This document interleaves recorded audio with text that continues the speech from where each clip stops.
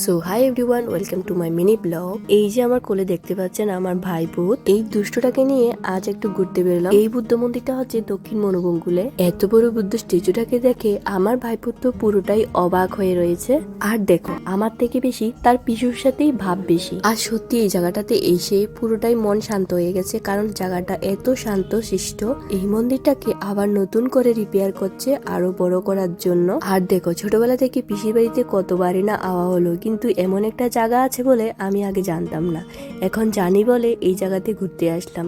এবার দেখো, তোমরাই বলো এই মন্দিরটাকে দেখে তোমাদের কেমন লেগেছে। মন্দিরটা দেখার পরে আমরা গিয়েছি সামনে ভিউ পয়েন্টে। এই রাস্তাটা অনেক সুন্দর, পরিবার পরিজন আর বন্ধু বান্ধবদের নিয়ে এখানে আড্ডা করার বেশ একটা মজার জায়গা। এই পাগলটা সবেমাত্র দাঁড়াতে শিখেছে, এখন একটু হাঁটাচ্ছি বলে এখন দৌড়ানোর চেষ্টা করছে। ঠিক মতো হাঁটতে পারে না, কিন্তু দৌড়াতে চাইছে।